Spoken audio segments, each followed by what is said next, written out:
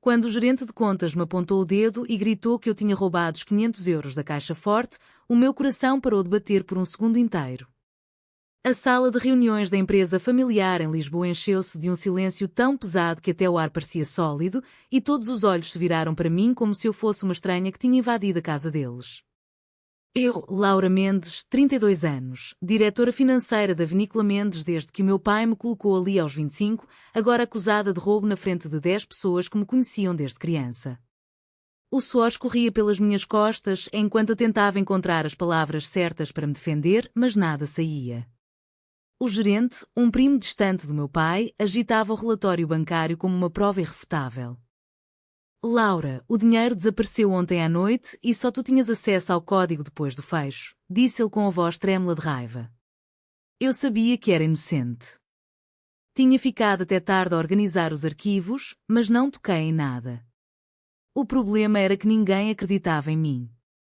O meu irmão mais novo, Pedro, olhava para o chão, envergonhado, e a minha tia, que controlava as relações públicas da empresa, já murmurava sobre o escândalo que ia destruir a reputação de 3 gerações de Mendes. Foi nesse momento exato que a porta se abriu com um clique suave e Sofia entrou. A minha esposa. A mulher que eu amava em segredo há 7 anos e com quem me tinha casado há 2, longe dos olhos da família conservadora que ainda fingia aceitar o nosso acordo de amizade. Ela vestia o fato preto impecável de presidente executiva, cargo que assumirá apenas 3 meses depois da reforma de meu pai, e o seu olhar varreu a sala como um raio. Todos pararam. O gerente ficou com a boca aberta a meio da frase. Pedro levantou a cabeça de repente. A tia empalideceu. Sofia parou no centro da sala, alta, elegante, com o cabelo escuro preso num coque perfeito, e disse com voz calma mas firme: "O que se passa aqui?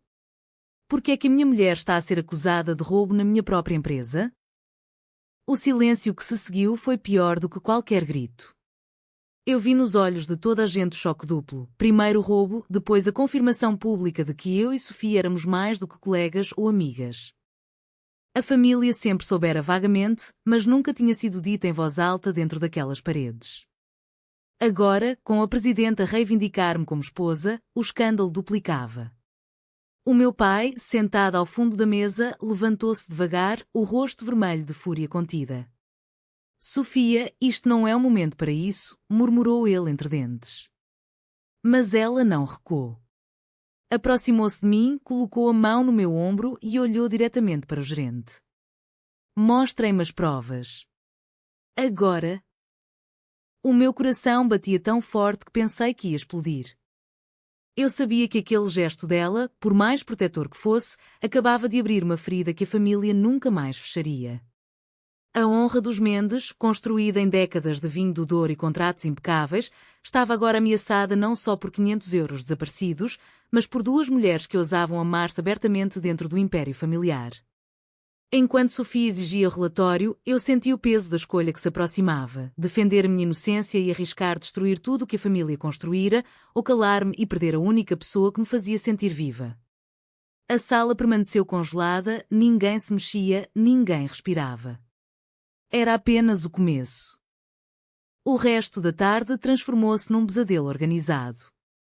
Sofia ordenou que todos saíssem da sala exceto eu, o gerente e o meu pai. O relatório foi colocado sobre a mesa como uma bomba relógio. As câmaras de segurança mostravam-me entrar no escritório às 22 horas, sozinha, e a sair 2 horas depois.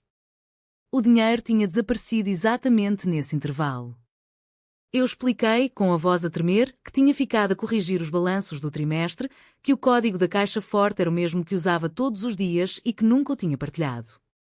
Sofia ouvia em silêncio, os olhos fixos em mim, mas eu via a dúvida instalar-se no seu rosto.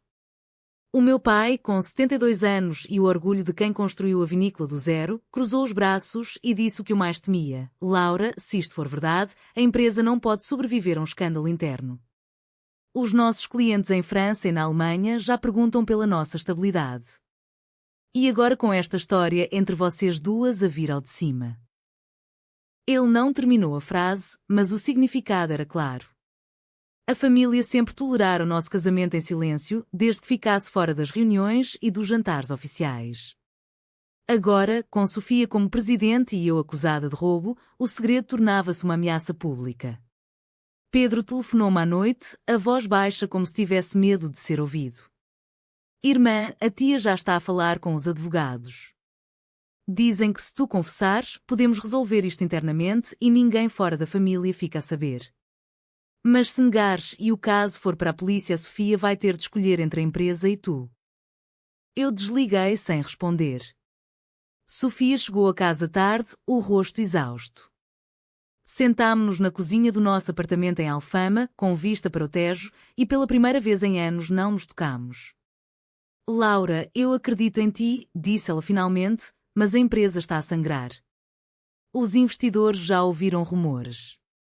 Se eu te defender publicamente, vão dizer que estou a proteger a minha mulher em vez de proteger o negócio. Eu senti a facada. A mulher que me tinha jurado amor eterno agora falava como presidente. Então, o que queres que eu faça? Confesso um crime que não cometi só para salvar a honra da família? Ela baixou os olhos. Talvez seja melhor esperar. Deixar que a investigação interna corra. Eu posso controlar isso. Foi a primeira traição. Não dita, mas sentida. Nessa noite dormi no sofá. No dia seguinte, a família convocou uma reunião de emergência na casa antiga em Sintra. O meu pai, a minha mãe, Pedro, a tia e 2 tios sentaram-se à mesa de mogno como um tribunal. Sofia estava lá como presidente, mas também como ré. Isto não é só sobre dinheiro, disse a minha mãe, a voz trêmula de vergonha. É sobre o exemplo que vocês dão. Os empregados já murmuram. Os nossos parceiros tradicionais não vão querer associar o nome Mendes a isto. Eu olhei para Sofia, esperando que ela me defendesse, mas ela permaneceu calada, os dedos a apertar o tampo da mesa. A pressão crescia. A minha carreira, o meu nome, o nosso amor, tudo estava a ser pesado contra a sobrevivência da vinícola. E eu sentia que, aos poucos, estava a perder a batalha antes mesmo de começar a lutar. A investigação interna durou 2 semanas e transformou a minha vida num inferno lento. Todos os dias chegava ao escritório e sentia os olhares.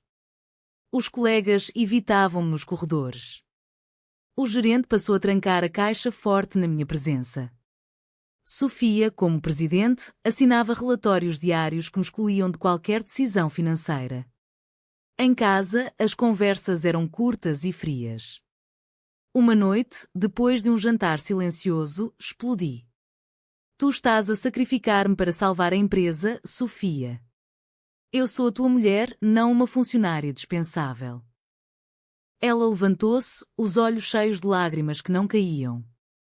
Laura, se eu te defender agora, os investidores retiram o capital. O teu pai já ameaçou deserdar-nos a ambas. A família diz que o nosso casamento foi o começo de toda esta instabilidade. Que se fossemos normais, nada disto teria acontecido. A palavra normais doeu mais do que qualquer acusação de roubo. Eu saí de casa e passei a noite a caminhar pelas ruas de Lisboa, o vento frio do Tejo bater-me no rosto. No dia seguinte, a tia telefonou-me. Laura, temos uma proposta. Se confessares o roubo e aceitares deixar a empresa voluntariamente, pagamos-te uma indemnização generosa e ninguém fala do teu relacionamento. A Sofia fica no cargo e a empresa sobrevive. Era chantagem pura. Aceitar ser culpada para proteger a honra familiar. Eu recusei, mas a dúvida começou a corroer-me. E se Sofia estivesse certa? E se o nosso amor fosse mesmo o preço a pagar pela sobrevivência de tudo o que a família construíra? Pedro visitou-me em segredo. Irmã, o pai está a sofrer. A mãe chora todas as noites. Dizem que se isto continuar, vão vender a vinícola. E tu vais perder tudo também. Eu via o medo nos olhos dele, medo de perder a herança, o nome, o futuro. A cadeia de traições crescia. Até a minha própria mãe me enviou uma mensagem. Filha, pensa na família. Pensa na Sofia. Ela merece ficar no cargo que conquistou com tanto esforço. Eu respondi apenas com silêncio. A pressão social era esmagadora. Os jornais locais já tinham publicado uma nota vaga sobre irregularidades financeiras na Vinícola Mendes. Os clientes começaram a cancelar encomendas. Sofia, dividida entre o amor e o dever, começou a evitar-me em público. Num almoço com investidores, ela apresentou-me apenas como a diretora financeira, não como esposa. Eu senti-me invisível. A escolha aproximava-se, implacável, ou eu me calava e perdia a minha integridade, ou falava e destruía tudo à minha volta. O drama não parava de subir. Cada dia uma nova ferida. E eu, no meio de tudo, via o nosso amor a desfazer-se lentamente, como vinho derramado no chão. O ponto de ruptura chegou numa sexta-feira chuvosa. A polícia foi chamada pela família depois de o gerente insistir que as provas eram irrefutáveis. Eu fui interrogada durante 4 horas na esquadra de Lisboa. Sofia esperou-me lá fora, no carro, mas quando saí, não me abraçou. Eles querem que eu testemunhe contra ti, murmurou ela. Dizem que se eu não o fizer, o Conselho de Administração vai votar a minha saída. Eu parei no meio da rua, a chuva a escorrer pelo meu rosto. Então faz isso, Sofia. Escolhe a empresa. Escolhe a família. Eu já percebi que o nosso amor nunca foi suficiente para ti. Ela chorou pela primeira vez em semanas. Laura, eu amo-te. Mas a empresa é a vida de toda a gente. O teu pai está no hospital com o coração fraco por causa disto. Se eu te defender, eles vão dizer que sou fraca, que o meu casamento lésbico me cegou. A palavra lésbico saiu da boca dela como uma acusação. Eu virei as costas e fui embora a pé, deixando-a sozinha no carro. Nessa noite, o meu pai telefonou-me do hospital. Filha, se confessares, eu retiro a queixa. A família perdoa. Mas se continuares a negar, vamos perder tudo. E tu vais perder a Sofia. Ela já me disse que não aguenta mais a pressão. Era o ultimato final. A família usava o meu amor como arma. Eu passei a noite em claro, a reler as mensagens antigas de Sofia, as fotos nossas em viagens escondidas pelo Alentejo, os juramentos que fizemos no dia do casamento civil em Lisboa. Tudo parecia tão distante agora. No dia seguinte, convoquei uma reunião familiar na vinícola. Sofia estava lá, pálida. O meu pai, de alta hospitalar, sentado à cabeceira. Eu levantei-me e disse o que nunca tinha dito em voz alta dentro daquelas paredes. Eu sou inocente. E amo a Sofia mais do que tudo nesta vida. Se a família me obriga a escolher entre a verdade e o vosso orgulho, eu escolho a verdade. O silêncio foi ensurdecedor. O meu pai abanou a cabeça. Então não há mais nada a dizer. Sofia olhou para mim com olhos suplicantes, mas não disse uma palavra. A traição dela foi completa nesse momento. Ela escolheu o silêncio. A reunião terminou com a família a decidir vender parte das ações para cobrir possíveis perdas. Eu saí da sala sabendo que tinha acabado de assinar a minha própria sentença de exílio. Os dias seguintes foram um turbilhão de decisões irreversíveis. A polícia arquivou o caso por falta de provas concretas, mas o dano estava feito. A imprensa publicou a história completa. Diretora financeira da Vinícola Mendes suspeita de desvio de fundos, presidente defende esposa em meio a escândalo familiar. O nome Mendes tornou-se sinónimo de escândalo. Clientes cancelaram contratos no valor de centenas de milhares de euros. Pedro telefonou-me a chorar. Irmã, o pai vendeu a casa de Sintra. A mãe não fala comigo. Tudo por causa disto. Eu sentia o peso de cada lágrima. Sofia veio ao meu apartamento uma última vez. Laura, eu tentei proteger-nos. Mas a família ameaçou tirar-me tudo. E eu assinei os papéis de divórcio que eles prepararam. É o único modo de salvar a empresa. Eu olhei para ela, a mulher que tinha sido meu mundo, e vi apenas medo. Então vai, Sofia. Salva a tua presidência. Eu fico com a verdade. Ela saiu sem olhar para trás. O divórcio foi rápido, discreto, mas o meu coração partiu-se em 1000 pedaços. Eu perdi o emprego, a família deixou de atender as minhas chamadas e os amigos conservadores desapareceram. A escolha que eu tinha feito, defender a minha inocência e o meu amor, custara-me tudo. Mas no meio da dor, algo estranho aconteceu. Uma pequena produtora de vinho biológico no Douro contactou-me. Ofereceram-me um cargo de consultora. Era um recomeço modesto, longe do Império Mendes. Eu aceitei. Por ironia, foi Sofia quem me enviou a última mensagem. Espero que um dia entendas que eu fiz isto por nós as duas. Eu apaguei o número. A alta tensão da escolha culminava aqui. Eu tinha perdido a família, a carreira e o amor público, mas ganhara a minha integridade. O preço era alto, mas era meu. 6 meses depois, eu vivia numa pequena quinta no Alentejo, a trabalhar com a nova empresa, rodeada de videiras que não carregavam o peso de 3 gerações. A família Mendes continuava a existir, mas sem mim. Sofia permanecia presidente, mas os jornais diziam que a empresa lutava para recuperar.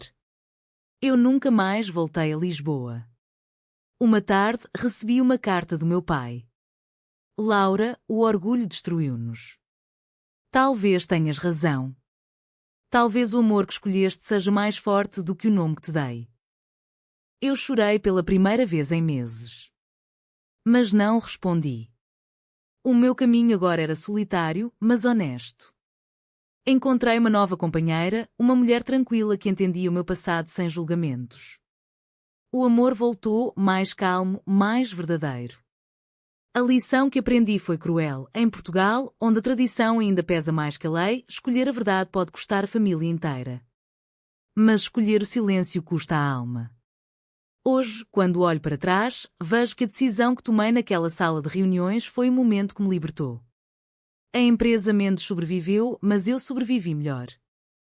É verdade ou falso que, numa família tradicional portuguesa, o amor entre duas mulheres deve sempre ser sacrificado para preservar a honra e a empresa familiar?